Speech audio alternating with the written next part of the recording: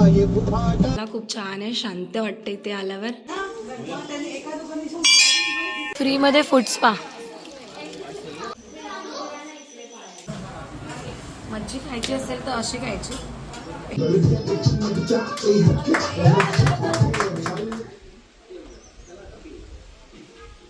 कोकणातली सुंदर सकाळ. Good morning all of you. आजचा आपला देवगडातला दुसरा दिवस आणि ट्रिपचा तिसरा दिवस. तर आता आम्ही उठलो आहे, नाश्ता झाला आहे. आवाजाला इग्नोर करा, थोडंसं बसला आहे कारण खूप थंड थंड खाल्लं आहे मी.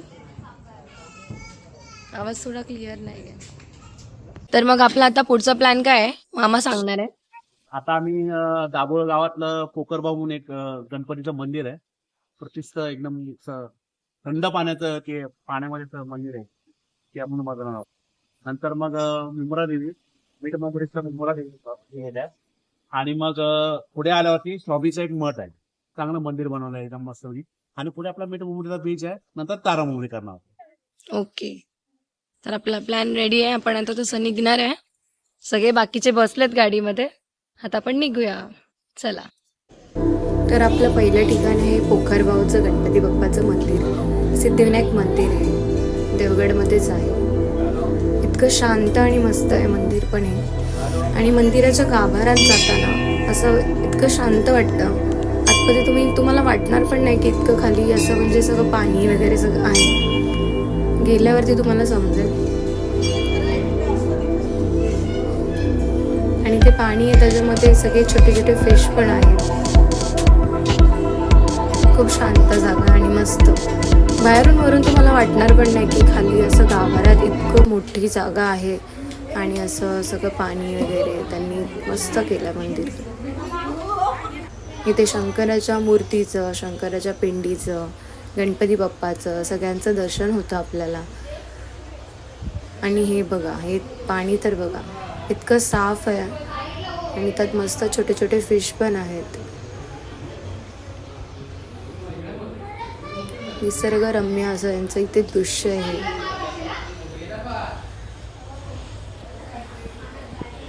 तुम्ही बघू शकता किती छान आहे ते. वातावरण पण इतकं थंड आहे तिथे. आणि हे फिश तर बघा,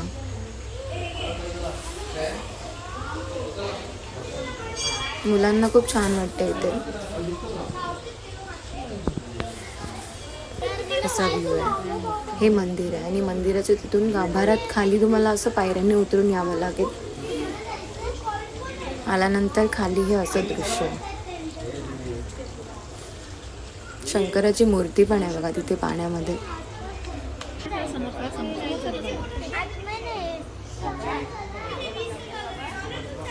खूप छान आहे, खूप छान आहे तिथलं दृश्य, बघण्यासारखं आहे. आम्हाला तर तिथून निघावंसंच वाटत नव्हतं.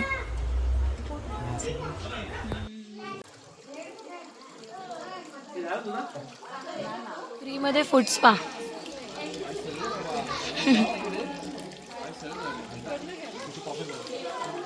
हे फिश आपल्या पायाची डेड स्किन खातात, गुदगुलवतात पायाला.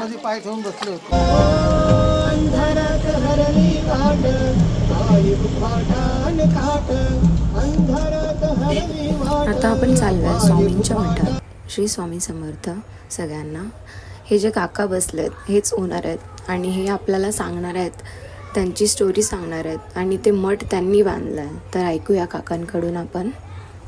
अवधूत चिंतन श्री गुरुदेव दत्त श्री स्वामी समर्थ महाराज की जय. स्वामी समर्थांचं मठ त्यांनी बांधलं आहे, तर आपल्याला थोडी ते माहिती देणार आहेत मठाबद्दल. तर काका काय म्हणतात, काय सांगणार? आम्ही मुंबईला राहत होतो. तर मुलगा माझा इंजिनियर होता, तो अचानक ब्रेन हॅमरेज होऊन गेला. मग आम्ही गावी आलो. जागा विकत घेऊन मिसेसने मी मठ बांधायला घेतला. मठ बांधता परत मिसेस मी बसल्या जागेवरती वर्षाने गेली मी मठ चालू असताना. आणि नंतर मठ स्वामींनी हा बांधून घेतला. स्वामीची शक्ती आहे, त्यांनी सगळं करून घेतलं आहे.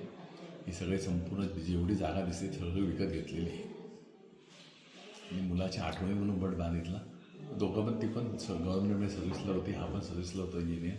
अचानक हे घडलं सगळं. तरी स्वामींनी तुमच्याकडून हे करूनच घेतलं. स्वामीने करून घेतलं, स्वामीने संपूर्ण करून घेतलेलं आहे.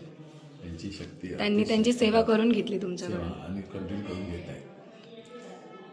बरेच हादसे झाले मध्ये माझा म्हणजे हा गेल्यानंतर 6 महिन्यांनी भाऊ गेला, 6 महिन्यांनी मिसेस गेली माझी, काही महिन्यांनी भाऊजी गेले, 3 महिने बहीण गेली.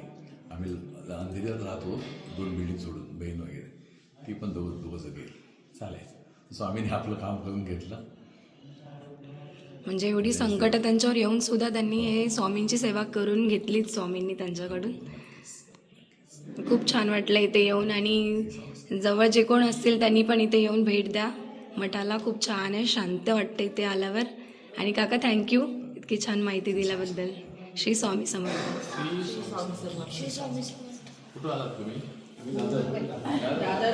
हे बघा त्यांचा मुलगा आहे आणि त्यांचे मिसेस आहेत.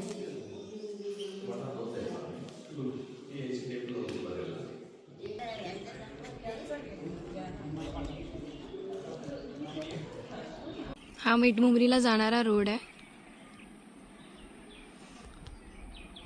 देवगड मिठमुंबरी. आणि तिथूनच असा लेफ्ट आहे, तो लेफ्ट घेऊन तुम्ही आतमध्ये आलात की इथेच आपल्या स्वामींचं मठ आहे. बघता इथे येऊन नक्की भेट द्या, खूप शांत वाटतं. आणि स्वामी भक्त आहेत, त्यांना तर खूप आवडेल इथे यायला. तर आलात तर नक्की काकांना भेट द्या, आणि ब्लॉग बघून आलात तर त्यांना नक्कीच खूप आवडेल. स्वामींच्या दर्शनात नंतर आपण घरी आलो, आणि घरी आल्यावर बघा ह्या सगळ्यांनी, माझ्या फॅमिली मेंबर्सनी असं डेकोरेशन केलं आहे. आमची होती ॲनिव्हर्सरी, 10वी ॲनिव्हर्सरी होती, तर सगळ्यांनी आम्हाला सरप्राईज दिलं असं डेकोरेशन करून. आणि त्यानंतर हे सेलिब्रेशन.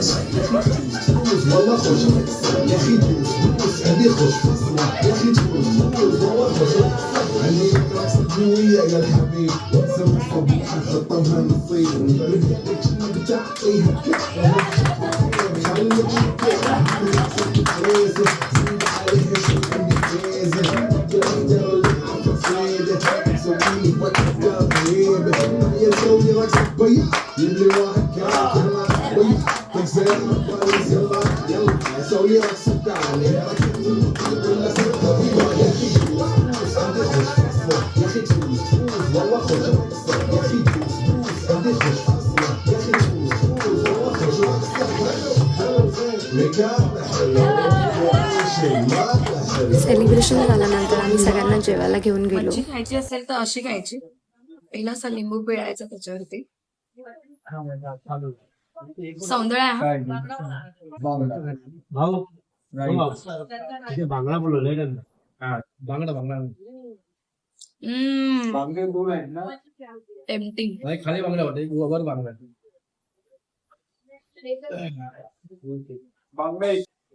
देवगड मध्ये आपण डेपोच्या जवळ आपण स्वामी समर्थ होमस्टे मध्ये राहायला होतो. तिथूनच जवळच आहे. पेट्रोल पंपच्या थोडंसंच मागे होते हॉटेल श्वेता म्हणून. तिथे तुम्ही नक्की जेवायला या आलात तर. जेवण खूप टेस्टी आहे, टेम्पटिंग आहे. आता आम्ही पापलेट थाळी, सुरमई थाळी वगैरे आम्ही सगळं खाऊन झाले. सौंदळा थाळी खूप आवडली आम्हाला सगळ्यांना, आणि आम्ही आता परत मागवले. ती ट्राय करतोय. ट्राय म्हणजे आम्ही खाऊन तर चाललोय, परत मागवली आम्ही. आणि त्यांच्याशी पण तुम्हाला मी बोलायला देणार आहे, तर त्यांच्याकडनं पण आपण थोडी माहिती घेतली. हॉटेल श्वेताच्या ओनर आहेत त्या. आपण इथे जेवायला आलेलो, तर आपल्याला त्यांचं जेवण खूप आवडलं म्हणून आम्ही दुपारी पण आलेलो, आत्ता पण आलोय. तर तुम्ही काय सांगाल, जर इथे यायचं तर कसं यायचं? देवगडमध्ये तुम्ही निघालात ना, तर देवगडमधून फक्त 10 मिनिटावरती आहे. देवगडमधून गेला तर इथे यायला फक्त. तुम्ही हायवे न्याला तर फर्स्ट आमचं हॉटेल लागतं, देवगडच्या आधी आमचं लागतं. ॲक्च्युली कोकणी जेवण आहे पूर्ण, म्हणजे पूर्ण घरातली लोक जेवण बनवतात. बस इतकंच सांगेन. आम्हाला पण खूप आवडलं, एकदम घरी बनवल्यासारखं जेवण आहे, घरगुती जेवण आहे. त्याच्यामुळे आम्हाला टेस्ट आवडली, आणि आम्ही नेक्स्ट टाइम आता परत येऊ तेव्हा इथेच येणार. आणि जे आपले बघणार सबस्क्रायबर्स आहेत त्यांनी पण नक्कीच इकडे या, जेवण खूप छान आहे. थँक्यू. तर तुम्ही बघितलं असेल, आपण त्यांना भेटलो ओनरला. खूप छान जेवण होतं, आणि आपल्या हॉटेलपासून 10 मिनिटावरतीच आहे. त्याच्यामुळे आम्ही इथे आलो जेवायला, आणि जेवण आवडलं होतं. देवगडमध्ये तुम्ही कधी आलात तर या नक्कीच, इकडे छान जेवण होतं. आणि बजेट फ्रेंडली पण आहेत का, काय महागडे वगैरे असं नाही आहे. म्हणजे ज्यांना बजेटमध्ये हवं असेल त्यांच्यासाठी ठीक आहे. तर असा होता आमचा देवगडमधला दुसरा आणि तिसरा दिवस. अजून व्लॉग येणार आहेत, तर स्टे ट्यून. भेटूया नेक्स्ट व्लॉगमध्ये. Bye bye.